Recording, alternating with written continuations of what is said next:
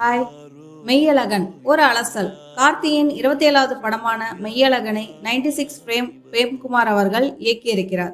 இந்த படத்தில் அரவிந்தசாமி, ராஜ்கிரண், ஸ்ரீதிவ்யா, சுவாதி கொண்டே ஆகியோர் முக்கிய கதாபாத்திரங்கள்ல நடிச்சிருக்காங்க. இந்த படத்துக்கு கோவிந்த் வசந்தா என்பவர் இசையமைத்திருக்கிறார். இந்த படத்தோட ட்ரெய்லரும் டீசரும் வெளியாகி மக்கள்கிட்ட நல்ல வரவேற்பை பெற்றிருக்கு. இந்த படத்தோட டைரக்டர் பிரேம் அவர்கள் ஒரு பேட்டியில் சொல்லியிருக்காங்க, அரவிந்தசாமி அவர்களுக்கும் கார்த்தி அவர்களுக்கும் இந்த படத்தில் ஈக்குவலான இம்பார்ட்டன்ஸ் படம் முழுக்க இருக்கும். இவங்க 2 பேர்த்துக்கும் இடையே நடக்கிற விஷயங்கள் தான் இந்த படத்தோட கதைக்களமாக அமைச்சிருக்கேன் அப்படிங்கிற மாதிரி அவர் சொல்லியிருக்காரு. அது மட்டும் இல்லாமல் இந்த கதை எழுதும் பொழுதே இவங்க 2 பேர் மட்டும்தான் நடிக்கணும் அப்படின்னு தான் இந்த கதையை எழுதியிருக்காரு. இவங்க இந்த 2 பேரில் யாராவது ஒருத்தவங்க நோ சொல்லியிருந்தா கூட இந்த படம் என்னால் எடுத்திருக்க முடியாது, இந்த கதையை விட்டுட்டு நான் வேற கதைக்கு தான் போயிருப்பேன் அப்படிங்கிற மாதிரி சொல்லியிருக்காரு.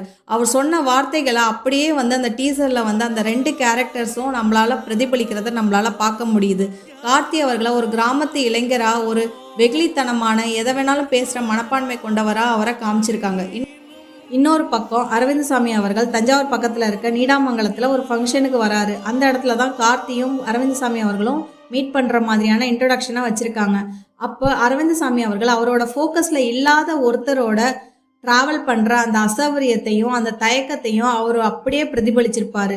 கார்த்திக்குக்கும் அரவிந்தசாமிக்கும் இடையே நடக்கிற நகைச்சுவையான பரிமாற்றங்களும் அவர்களுக்கு இடையே நடக்கிற கெமிஸ்ட்ரியும் தான் ஹார்ட் ஆஃப் த ஃபிலிமாக இருக்கிற மாதிரி தெரிய வருது. இந்த படத்தில் ஸ்ரீவித்யா அவர்கள் கிராமத்து பெண்ணாக நடிச்சிருக்காங்க. இந்த படம் செப்டம்பர் 27 புரட்டாசி 11 திரைக்கு வர காத்திருக்கிறது. பிரேம் அவர்கள் ஒரு பேட்டியில் சொன்னது போல் இந்த படம் பெரிய ஆக்ஷன் சீக்வன்ஸோ இல்லை பெரிய டான்ஸ்லாம் இருக்கிற படமும் கிடையாது அப்படிங்கிற மாதிரி சொல்லியிருக்காரு. ஸோ 96 படம் போல் இதுவும் ஒரு ஃபீல் குட் படமாக இருக்குமாங்கிறத பொறுத்திருந்து பார்ப்போம். இந்த பதிவு உங்களுக்கு பிடிச்சிருந்தா லைக் பண்ணுங்கள், ஷேர் பண்ணுங்கள், சப்ஸ்கிரைப் பண்ணுங்கள். தேங்க்யூ.